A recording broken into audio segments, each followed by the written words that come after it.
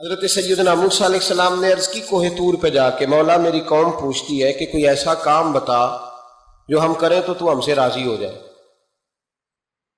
حضرت موسیٰ کی قوم کا خیال تھا کہ تہجد کا حکم آئے گا تو پڑھیں گے، صدقات کا حکم آئے گا تو دیں گے، جہاد کی بات ہوگی تو کریں گے۔ کچھ جو نیک لوگ تھے ان میں سے انہوں نے یہ پیغام دیا کہ مالک ہمیں بتائے کہ وہ کس کام پہ راضی ہوتا ہے، ہم وہ کام کریں تاکہ اللہ ہم سے راضی ہو جائے۔ حضرت موسیٰ کلیم کہتے ہیں میں نے عرض کی مولا میری قوم پوچھتی ہے کہ کون سا ایسا کام کریں کہ تو راضی ہو جائے، تو رب کریم نے ارشاد فرمایا موسیٰ کہتے میرا خیال تھا کوئی لسٹ ملے گی، لیکن مالک نے ایک جملہ کہا، ایک جملہ، اور تفسیروں کے دریا بہا دیے۔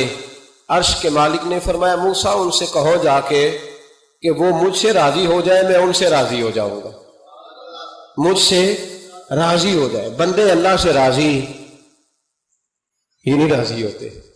امام غزالی سے کسی نے پوچھا تھا، امام غزالی سے، کہ حضور اللہ کا بندے سے راضی ہونا کمال ہے یا بندے کا اللہ سے راضی ہونا کمال ہے؟ تو امام غزالی مسکرائے، فرمانے لگے رب تو بڑا ہی مہربان ہے، وہ تو بڑی جلدی راضی ہو جاتا ہے۔ وہ تو مسجد میں آ کے توبہ کرے تو اللہ راضی، کسی یتیم کے سر پہ ہاتھ پھیرو تو اللہ راضی، وہ تو کسی اندھے کو رستہ دکھایا تو اللہ راضی ہو گیا، وہ تو طوائف نے کتے کو پانی پلایا تو اللہ۔ امام صاحب فرمانے لگے یہ بندہ ہے جو اللہ سے راضی نہیں ہوتا، جس کے پاس اولاد نہیں وہ کہتا ہے چلو ایک بیٹی مل جائے تو میں راضی ہوں، بیٹی مل گئی تو کہتا اب ایک بیٹا بھی ملے تو پھر راضی ہوں، پھر کہتا ہے یہ دونوں اچھی تعلیم حاصل کر لے تو پھر میں راضی ہوں، پھر کہتا ہے یہ بہت زیادہ پیسے کمائے تو پھر میں راضی ہوں۔ بہرحال راضی ہوتا، لیکن جو راضی ہو جاتا ہے نا، اللہ اکبر، جو اللہ سے راضی سکھی بڑا رہتا ہے، سکون میں بڑا رہتا ہے، مطمئن بڑا رہتا ہے، جو سمجھ لیتا ہے نا کہ جو میرے رب نے بہتر سمجھا وہ میرے اللہ نے مجھے۔ میں کبھی کبھی سوچتا ہوں کہ یار حضرت بلال حبشی نے کوئی عہدہ نہیں مانگا ساری زندگی، انہوں نے نہیں کہا مجھے بھی ایک صوبے کا گورنر بناؤ میری بھی خدمات ہے، مجھے بھی وزیر خزانہ بناؤ میرا بھی کچھ بنتا ہے۔ ایک دفعہ نہیں کہا سیدنا بلال حبشی رضی اللہ تعالیٰ عنہ نے کہ میری بھی کوئی ڈیوٹی ایسی ہونی چاہیے کہ مجھے چلو سپہ سالار ہی بنا دیا جائے۔ ساری زندگی مسجد میں جھاڑو دیا تو اسی پہ راضی رہے، ساری زندگی محبوب کے مہمانوں کا لنگر پکایا تو اسی پہ راضی رہے، ساری زندگی میرے محبوب علیہ السلام کے بچوں کی نوکری کی تو اسی پہ راضی رہے، راضی بالرضا رہے۔ حدیث پاک سنیے، نبی پاک علیہ السلام نے ایک دن صحابہ سے پوچھا کہ تم کیا سمجھتے ہو اپنے دل کو، جب پوچھتے ہو دل پہ توجہ کرتے ہو تو کیا جانتے ہو؟ تو صحابہ عرض کرنے لگے یا رسول اللہ جب ہم اپنے دل پہ توجہ کرتے ہیں تو ہم سمجھتے ہیں کہ اللہ نے ہمیں ایمان عطا فرمایا ہے۔ تو حضور نے فرمایا تمہارے ایمان کی دلیل کیا ہے؟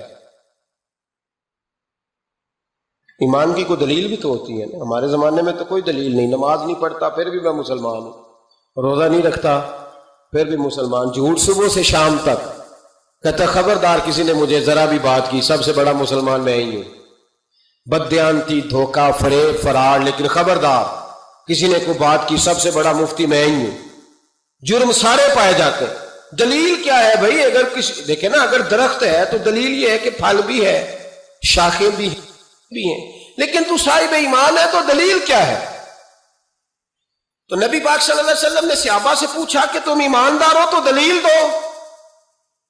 تو بڑے خوبصورت تھے میرے محبوب کے تیار کردہ لوگ، عرض کرنے لگے یا رسول اللہ ایمان کی دلیل یہ ہے کہ اگر اللہ ہمیں نعمت دیتا ہے تو ہم شکر ادا کرتے ہیں، اگر کبھی مصیبت آتی ہے تو ہم صبر کرتے ہیں، اور یا رسول اللہ ہم اپنے رب کے ہر فیصلے پر راضی رہتے ہیں، ہم اپنے اللہ کے ہر فیصلے پر۔ اب حضور نے رزلٹ کا اعلان کیا تو میرے محبوب فرمانے لگے پھر سنو میں گواہی دیتا ہوں واقعی اللہ نے تمہیں دولت ایمان عطا فرمائی ہوئی، پھر واقعی اللہ نے تمہیں دولت ہے۔ اگر تم اپنے رب پر راضی ہو، اگر تم راضی ہو اس کام پر جس پہ اللہ نے تمہیں رکھا ہوا ہے، اگر تمہیں کسی کو دیکھ کر تکلیف نہیں ہوتی، اگر تم نہ حسد میں جلتے ہو، نہ بغض میں، نہ کینے میں، نہ تکبر میں، نہ احساس کمتری کا شکار ہوتے، اگر تم راضی رہتے ہو کہ میرے مالک نے بہترین زندگی مجھے دی، پھر اس کا مطلب یہ ہے کہ تم صاحب ایمان ہو۔ حضرت رابعہ بصری رحمت اللہ تعالی علیہ نا طبقہ صوفیاء میں ایک بڑی منفرد حیثیت رکھتی ہیں۔ علیحدہ ایک مقام ہے، اور ان کی زندگی بتاتی ہے کہ اللہ کی معرفت اور رب تبارک و تعالیٰ کا قرب صرف مرد کے لیے خاص نہیں، اگر عورت بھی توجہ کرے تو اللہ اسے بھی خزانے کھول کے عطا فرماتا ہے، اسے بھی اللہ خزانے کھول۔ حضرت رابعہ بصری اکثر نہ اولیاء اللہ کی مجالس میں جا کے بیٹھتی تھی، بیٹھتی پردے کے اندر تھی لیکن بیٹھا کرتی۔ حضرت سفیان ثوری بہت بڑا نام ہے، یہ وہ شخصیت ہے کہ جب جایا کرتے تھے تو اولیاء اللہ کھڑے ہو کے ان کا استقبال کرتے تھے۔ بغداد میں اتنا بڑا درجہ تھا ان کا۔ حضرت جعفر بن سلیمان بھی بیٹھے تھے، سفیان ثوری بھی بیٹھے تھے۔ تو حضرت سفیان ثوری دعا مانگنے لگے، جناب رابعہ بصری پردے کے اندر بیٹھی ہوئی تھی، دعا مانگنے لگے، اے اللہ مجھ سے راضی ہو جا، اے اللہ مجھ سے راضی ہو جا، اے اللہ مجھ سے۔ دیر تک دعا مانگتے رہے تو بی بی صاحبہ، مائی صاحبہ اندر سے بول پڑی ناراض ہو کے، کہنے لگی بس کر سفیان، کیا دعا مانگ رہا ہے تو، کب سے میں سن رہی ہوں، بس کر۔ کیا ہوا، تو کیوں ناراض ہوتی ہے؟ فرمانے لگی سفیان تو نے ایک بار بھی کہا میں نے برداشت کیا، دوسری بار بھی کہا، بتائیے دعا ٹھیک ہے کہ نہیں ان کی؟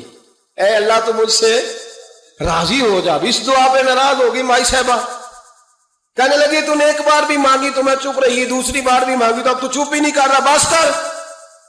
حضرت سفیان کہنے لگے چل میری اصلاح کر دے۔ تو مائی صاحبہ کہنے لگی تو یہ تو کہہ رہا ہے یا اللہ راضی ہو جا، یا اللہ راضی ہو جا، پہلے تو بتا تو اللہ سے راضی ہے؟ پہلے اپنے نفس پر نظر ڈالنا، تو راضی ہے؟ روز نہیں مانگتا کہ 2 کروڑ چاہیے، 6 کروڑ چاہیے انسان کا نفس، روز نہیں کہتا بڑی گاڑی چاہیے، روز نہیں کہتا میرے بھی ٹھاٹ باٹ ہو، میں بھی بڑی گاڑی میں کھڑے ہو کے لوگوں کو ہاتھ لہرا کے لیڈر بنوں، روز نہیں کہتا میرا بھی بڑا نام ہو۔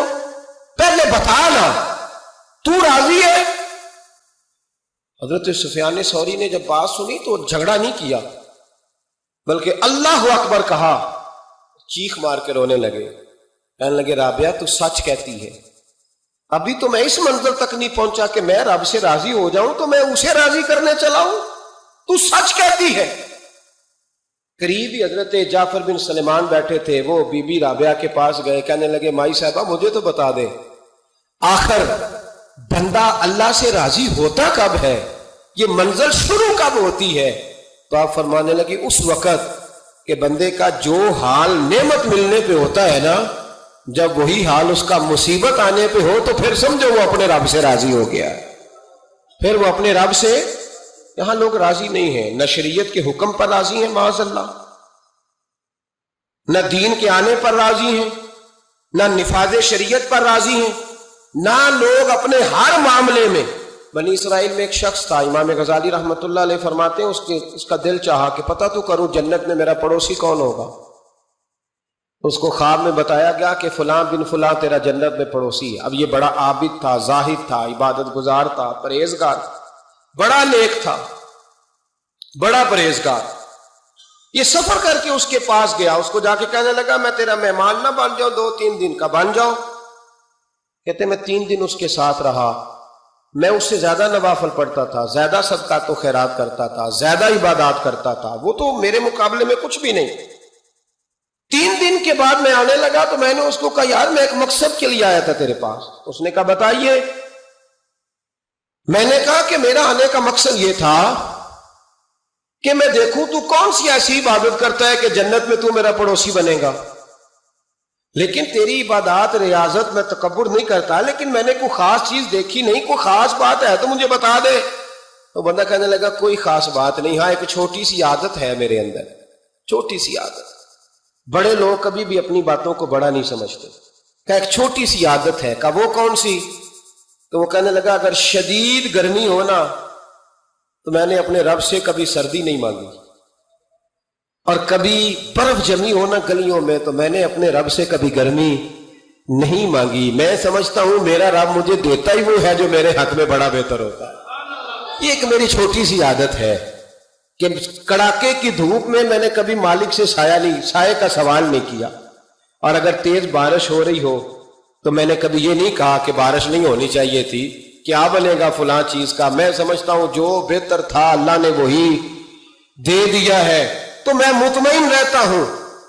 تو وہ نیک آدمی وہ اللہ کے ولی کہنے لگے اسے چھوٹی سی عادت نہ بتا، تیری یہ وہ عادت ہے جس کی وجہ سے رب تجھ سے راضی ہو گیا ہے، اللہ تجھ سے راضی ہے تیری اس عادت کی بنا